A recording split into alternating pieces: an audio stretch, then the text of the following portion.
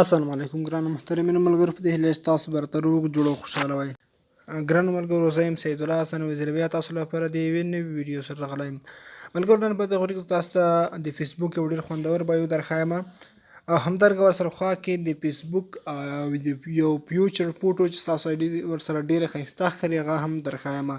د دواړو ملګرو لینک په ډسکرپشن کې شته، تاسو له هغه ځای څخه ترلاسه کولی شئ. خو ملګرو سره راځم تاسو ته درښایم چې موږ څنګه په خپل پروفایل باندې هغه لګولی شو. نو بایو هم تاسو ډسکرپشن کې لینک شته، هغه ځای څخه تاسو کاپي کولی شئ. همدارنګه چې کوم فیوچر فوټو دی هغه هم تاسو ډسکرپشن کې شته، هغه ځای څخه تاسو عکسونه ډاونلوډ کولی شئ خپل پروفایل ته. د بایو لګولو طریقه خو مخکې هم تاسو ته ښودلې وه په نورو ویډیوګانو کې. همدارنګه تاسو کله په دې بایو باندې کلیک وکړئ، لاندې ایډیټ بایو راځي، ایډیټ بایو به تاسو به خپل بایو کاپي کوئ، دلته به یې پیسټ کړئ. راځو فیوچر فوټو ته. نو تاسو دغه بایو هم ډسکرپشن کې لینک شته، هغه ځای څخه تاسو کاپي کولی شئ. ورسره فیوچر فوټو هم دي، تاسو هغه هم ډاونلوډ کولی شئ، خپل موبایل ته یې کاپي کولی شئ. نو په ترتیب سره به تاسو په خپل پروفایل باندې هغه ولګوئ. که بیا هم تاسو هغه ترلاسه نه کړل فیوچر فوټو، نو تاسو ته دلته راشئ زما پروفایل ته او دلته تاسو هغه فیوچر فوټو ترلاسه کولی شئ. ملګرو دلته فیوچر فوټو موږ ته راغلی، دلته چې کله تاسو کلیک وکړئ ایډیټ فیوچر فوټوز باندې به کلیک وکړئ، دلته به تاسو دغه ډیلیټ کړئ. ما تاسو ته دوه ډوله فیوچر فوټو راوړي دي ملګرو، یو دغه او همدارنګه ورسره بل یو دغه. نو هغه تاسو کوم یو چې خوښ وي، مثلا زه یو لګوم، دلته به تاسو د لومړي انځور باندې کلیک وکړئ، دلته په دې مور اپشن چې راځي په دغه کلیک وکړئ. دلته ملګرو تاسو ته راځي په خپل ترتیب هر یو لګوئ، مثلا دغه یو دا به تاسو راواخلئ، دلته به یې ولګوئ.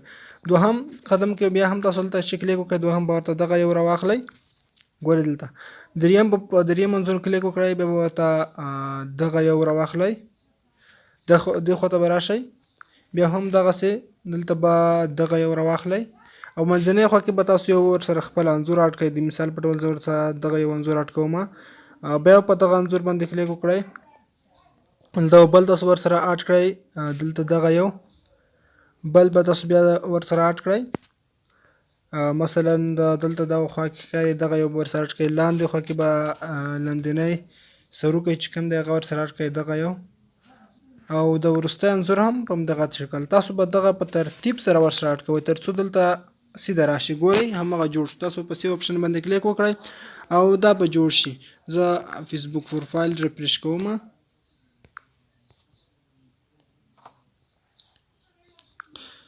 زه ګورم زما نېټ لږ ضعیفه دی چې دا ریفریش شي، په همغه شکل به دا بیرته راشي.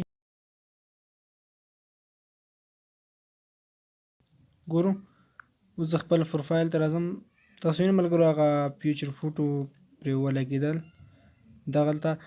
تاسو چې کوم ډول فیوچر فوټ چې لګول پرې غواړئ هغه پرې لګولی شئ. ملګرو دا به زموږ نننۍ ویډیو په دې هیله چې دا ویډیو تاسو خوښ شوي. که مو چیرې ویډیو خوښ شوي ویډیو لایک او له خپل ملګرو سره شریک کړئ. مننه، ښه وخت او ښې شېبې ولرئ.